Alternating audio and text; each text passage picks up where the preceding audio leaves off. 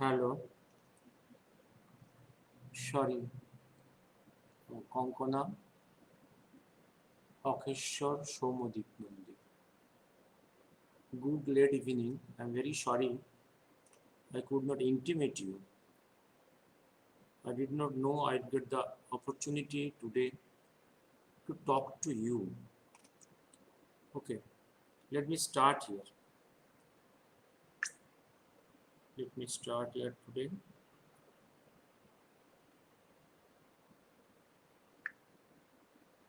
Oh, let me start. Yesterday,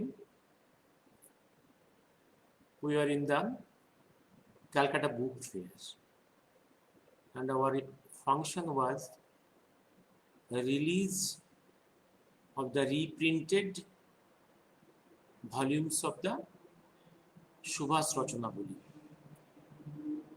This is our function. On that occasion, we placed a press note.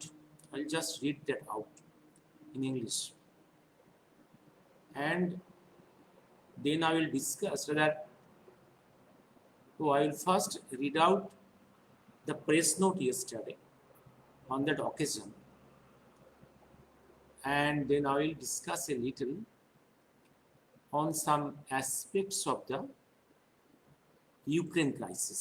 Okay? For a very short period, because for coming 1 week I will not be with you. Let me read my press note. Let me just I will give some explanation. Let me just give a press note. Let me see the press note. Sorry, the press notes all are given to the press. No hard copy with me. Let me now see the press note, whatever with me in the press note. This press note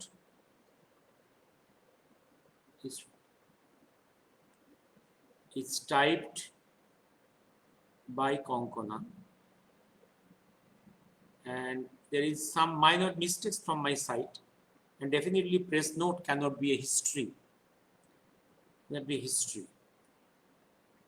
One can see some gaps are there. Yes, that only one page, a history of the whole Jayashree and the publication of 6 volumes of Netaji Subhas Rachanabali, its history, its problems cannot be narrated. Press note. On the eve of the release of the reprinted volumes of Subhas Rachanabali, 4th March 2022. This was the official release. First phase of Jayashree publication was by revolutionary leader Leela Rai from Dhaka, blessed and named by Kavi Guru Rabindranath Tagore in May 1931, Bongabdo 1338 Boishak. Then there was interruptions because Leela was arrested.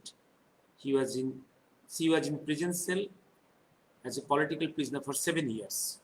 And after release, again, and the 1931, that release in the background of a historic events. And there was non-violence movement by Gandhiji throughout the country, and the Chittagong Revolution led by Master Surya Sen, 1931. On that background, that monthly journal was published, and there is then interruption. And second page of the publication of Jayashree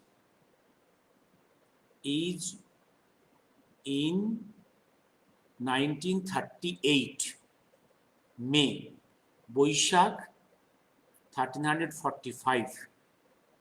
Boishak, and this is from Calcutta. And the background is the selection of Subhas Chandra as the All India Congress president. And before that, there is the history of Bengal volunteers in the hands of Subhas Chandra in 1928. And 28 is important, for in that year, on the Congress platform, All India platform, the voice of complete independence came from the lips of Subhas Chandra. And before that, there was concept of dominion status. And then again, after a few years, there is Second Great War, and again all the leaders are arrested. There is interruption. And both this first phase and second phase was blessed by Kavi Guru. And third phase, after the end of the Second Great War, it was started from 1946. And this time, the blessing came from Sarojini Naidu, the Nightingale of the East. And in this journal, Jayashree, original articles of Rabindranath, Professor R.C. Majumdar, scientist Satyam Bose, Meghnad Shah, all these giants were published in those days. And then came the emergency. After emergency, revolutionary leader Sunil Das thought of arranging the publication of SUBHAS RACHANABALI. And that was actually the inspiration or guidance or order of Mahakal.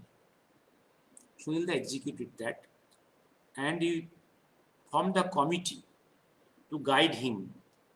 And that committee was chaired by, presided over by Professor R.C. Majumdar, and the members of the committee was Satya Bakshi, the veteran Satya Bakshi revolutionary, who is called the grandfather of India journalism, and H.V. Kamath, Hari Vishnu Kamath, Dr. Ashok Bose, the eldest son of Sharat Chandra Bose, Professor Samar Guru, and subsequently co-opted was Nimai Sadhan Bose. Professor Nimai Sadhan Bose was co-opted subsequently. And when in the newspapers, this plan was published for the publication of the SUBHAS RACHANABALI, a case was filed by Shishir Bose and Netaji Research Group objecting to such publication, and their demand was all the royalty of all these writings and speeches goes to the hands of the Research Bureau and Shishir Bose. And in the affidavit in the High Court, Shishir Bose wrote that this right has come from Emily Senkel. Emily Senkel, as per the affidavit, married to Subhas Bose's uncle. He claims in the affidavit Subhas Bose is dead, and this marriage was in 1942. And other point of the affidavit is Nehru accepted that marriage. Number 3, there is a letter as if written in 8th February 1943 in Berlin, and he claimed that letter in his hand, and that proves that Emily Senkel, his auntie. Okay. And at one time, legal luminary Ashok Sen came in for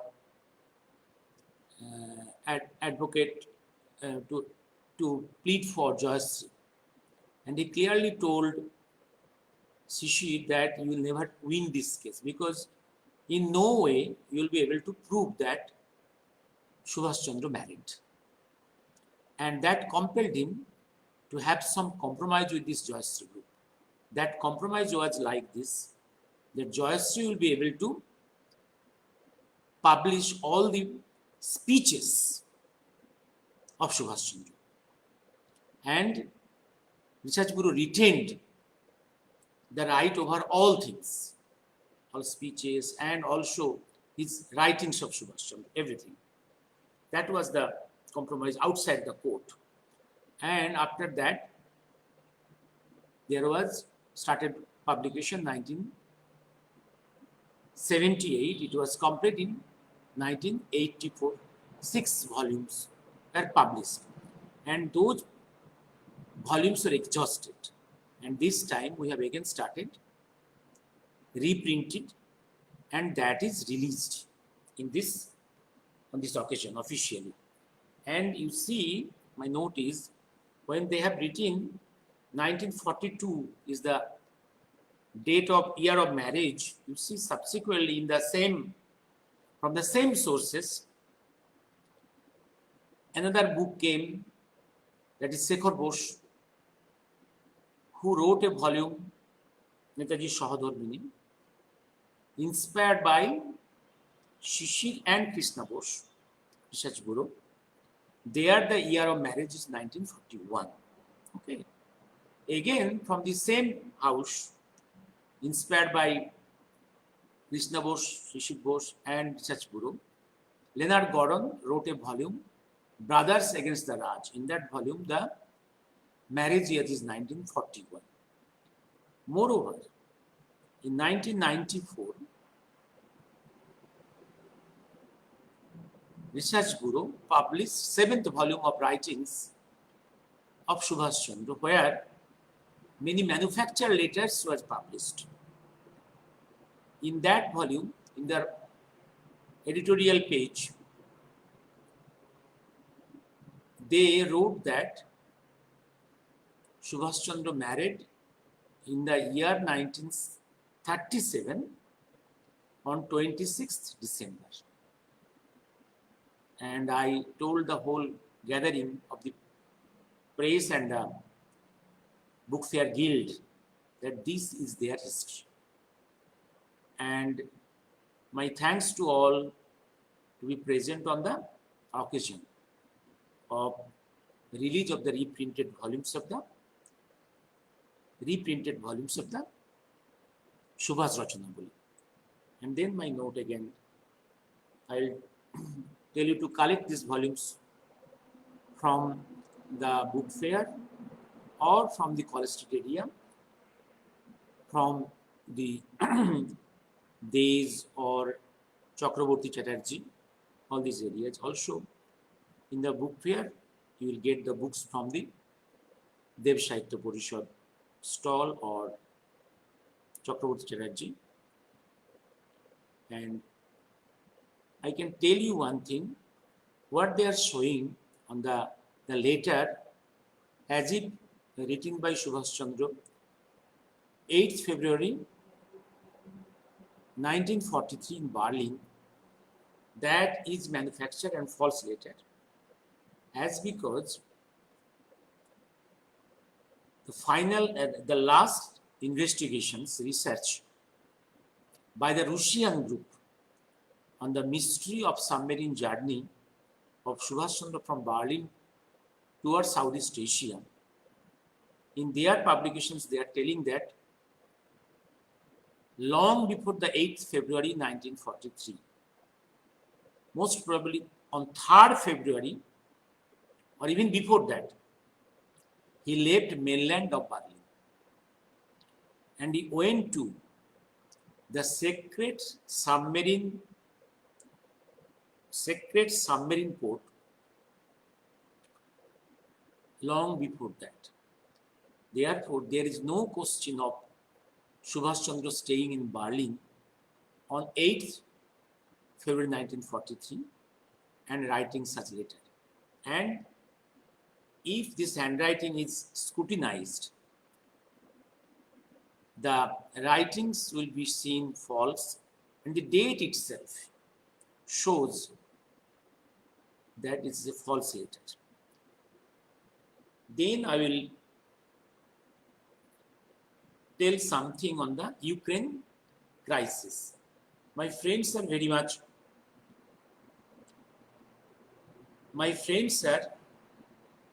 anxious about our role, the role of Indians, role of government of India in this Ukraine crisis.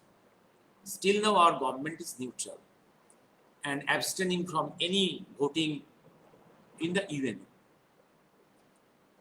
Let us discuss this from our perspective. What should we do? Think of a situation, assume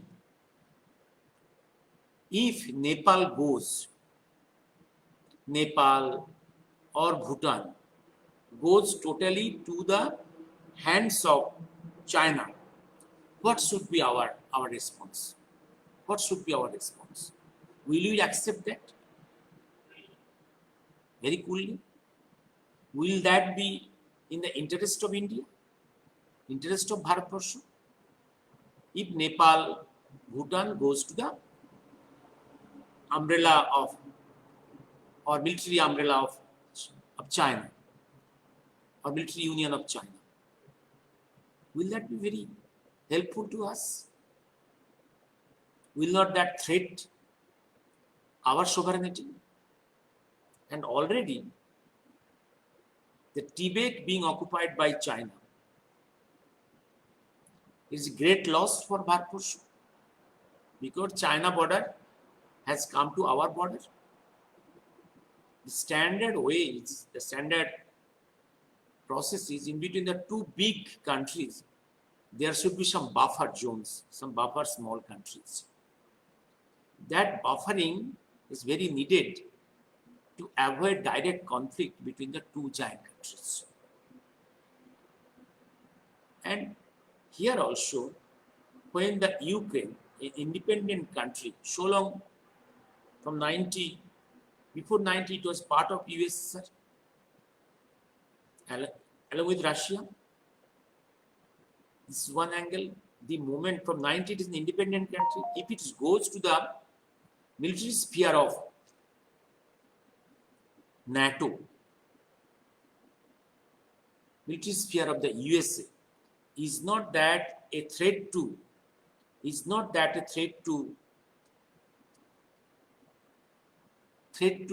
Russia? That definitely a threat to Russia.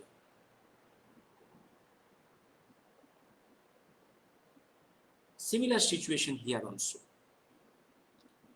Ukraine, moreover, Ukraine historically is in the Russian sphere. Russia, Ukraine, Central American countries, East European countries, Central European countries, that is East European countries, are Christian, but neither Catholic nor Protestant. They belong to Orthodox Christian. They are not under Vatican. Their religions is different, their ethnicity is different. If today Nepal goes to the China, that will be very much against our economic interest, our cultural interest, our political interest, our military interest. Similarly, if Ukraine goes to the NATO, that is very much against the historic interest, cultural interest, and religious interest, also military interest of the Russia. Therefore, the Russia is so angry, and Putin is very conscious about the interest of Russia. Putin is very sharp. Naturally, his sensitivity and sensitivity of the Russian people on Ukraine going to the fold of the NATO bound to be very serious. And actually, it's USA, it is NATO which is provoking the Ukraine and the East European countries. This provocation has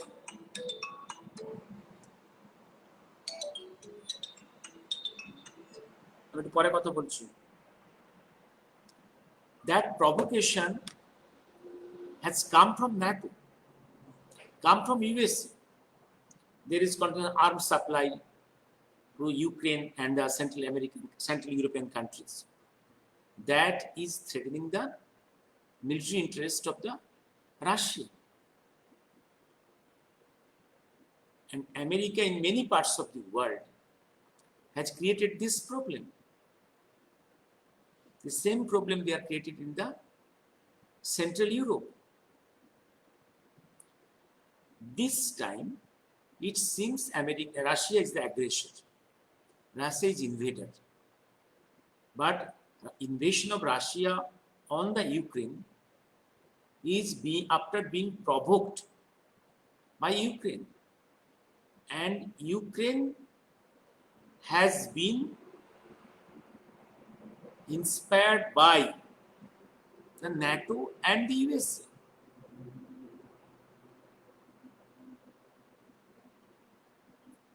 And Putin, being a very serious, very emotional Orthodox Christian, it is very difficult for him to swallow the fact that a part of his Orthodox empire goes towards NATO.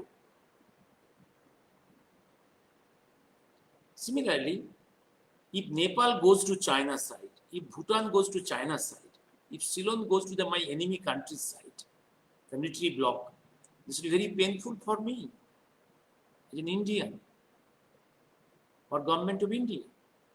That is happening. And this crisis in Europe is to some extent not only a military crisis, not only economic crisis, but it is a crisis on the religious plane also.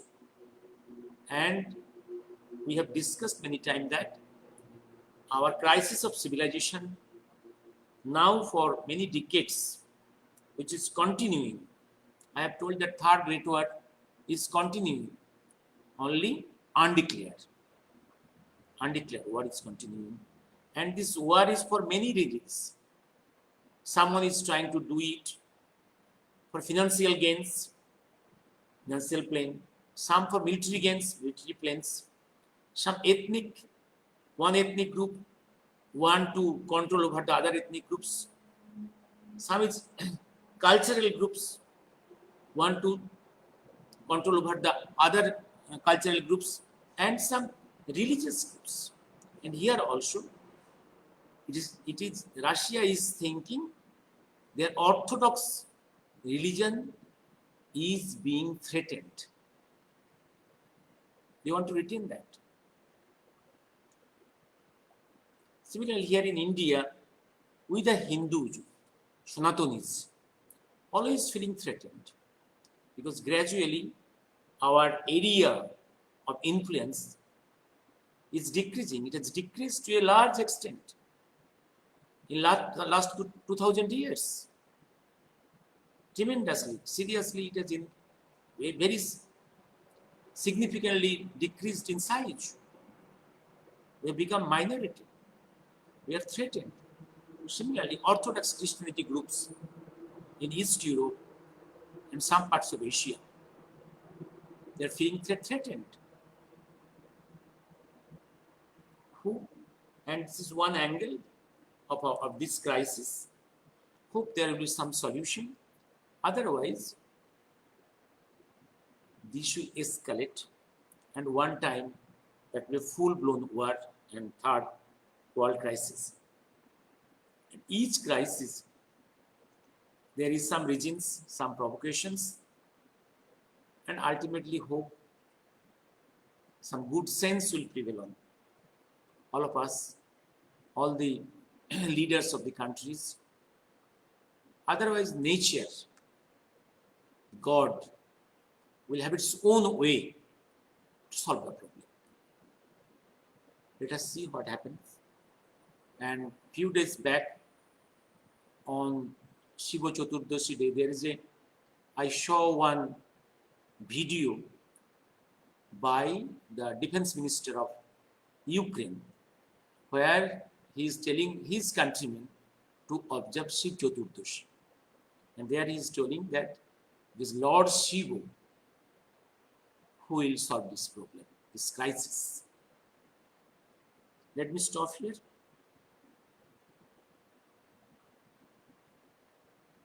Shahana, Shushanto, Konkona, Abhishek. Any question?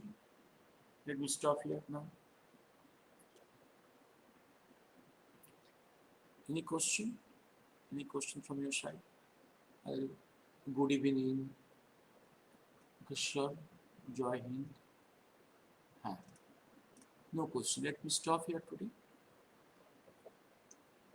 I will not be with you for coming few days. Thank you. Thank you. And still now I think our government of India is playing a very mature. And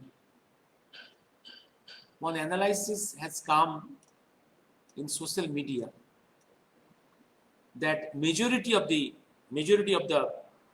people of this world is actually directly and indirectly supporting the Russian state. Their calculation is like this: in the last UNO in that resolutions, the resolution where Russia has been declared as an invader, and the resolution telling Russia to stop this invasion. In the resolution, the supporters is about 140 countries, and 5 countries directly against it, directly for Russia, and about 35 countries had abstained. And the calculation is like that, one person has done it, that these 35 countries plus 5 countries, that's 14 countries, the total population in these 40 countries is much more than 140 countries who are favoring this resolution. That in that way, directly or indirectly, the majority of the population of the country is supporting the Russia. Other question that's coming up. Today, the Europe and America is crying for the violation of human rights and abusing this manslaughter, these human tragedies. But you see, America, USA, UK, how many times has created tragedies from different parts of the world in last 70 years after the Second Great War. Different parts of Africa, different parts of the Mediterranean area, in Asia, in West Asia, so many tragedies, so many bloodbaths, so many invasions in the name of democracy, in the name of saving the humanity. Compared to that, the crimes of Russians is less. And I think in this situation, we must think the interest of our own nation. Oh, let me tell one important episode of history. Think of that situation of Subhas Chandra, Netaji Subhas Chandra. Think, did Subhas Chandra support Mussolini or Hitler or Tojo? Did ever? When he went to Germany, he took support. But was he a supporter of Hitler, Mussolini, and Tojo? It was a situation compulsion. It was for the interest of this motherland who is in bondage. He went to Russia. Initially, in 1941, January, February, March, he went to Russia. He wanted help from Russia. But Russia told that it is not possible for him to support Indian liberation movement against Britain. Then what he will do?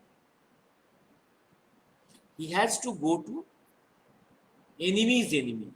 His enemy is Britain. Enemy of Subhas Chandra is Britain.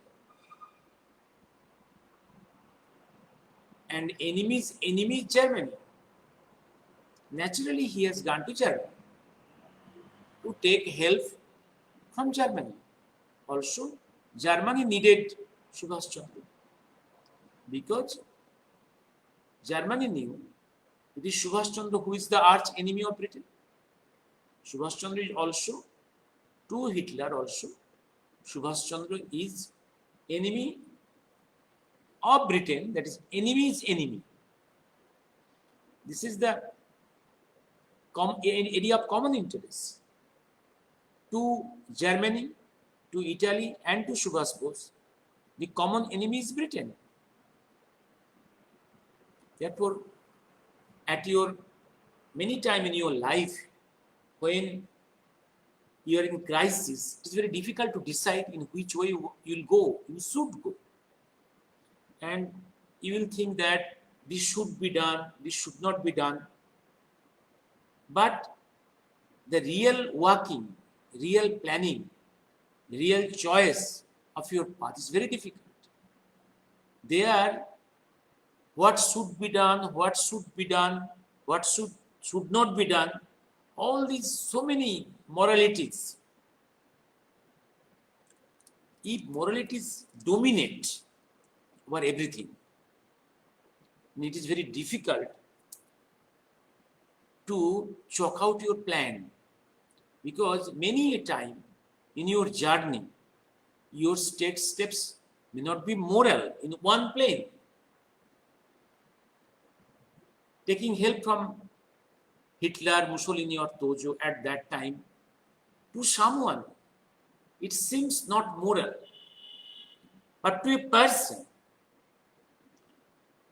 whose primary aim is to liberate the country, to him it is not immoral. Because morality in different planes is relative. Nothing is absolute. When my primary aim is to liberate my country, that is primary. In that plane, it is not a wrong thing to take help from a Mussolini or a Hitler or a Tojo. They may be wrong in some planes to different countries. But in 200 years, Japan, Italy and Germany has never done any harm to the people of this country. They are not my enemies. They are not my enemies. They are the enemies of my enemy. Strategy has to be chalked out in a different plane. That is a different grammar. Similarly, today, whether we will support Russia or remain neutral, that will be guided mainly by our national interest. If we support NATO or USA today, is not this a fact that we are supporting a criminal, a group of criminals? They have those who have got the many crimes in the Second Great War, before that, and even after the Great War, in last 70 years. Has not this NATO and USA has more crimes against humanity in last 70 years? Whom will support? Russia group or the American group, the NATO? Let us support our own interest, our national interest. And our duties, our plans will be dictated by single most important, what is our national interest.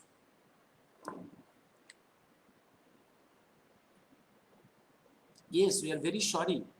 The common Ukrainians, very good people. They are very good people. They are suffering. But it is also a fact, in last many centuries, the sufferings of our people is much more. In the Muslim era, there is killing of about 80 to 100 millions.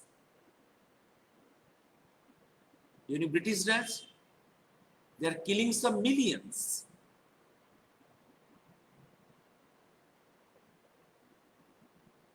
Now, it is our duty, our foremost duty, is to build my nation. Moreover, Ukraine in the last 70 years has always supported the misdeeds of Pakistan. The Pakistan, whose constitution, whose purpose, whose always aim is to harm India.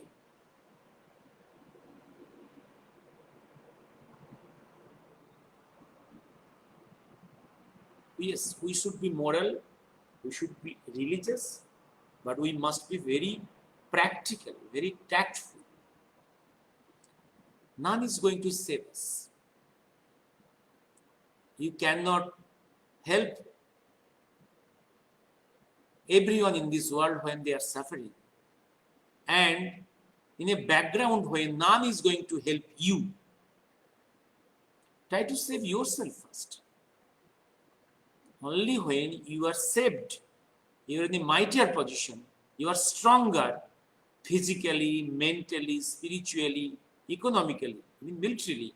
Only then your good voices, your messages, your moral words, your advices will be respected by the other countries. If you remain weak on all planes, none will give you respect, none will listen to you. First, acquire that position, then advise the other countries. Only then your advice will be fruitful. Let me stop here.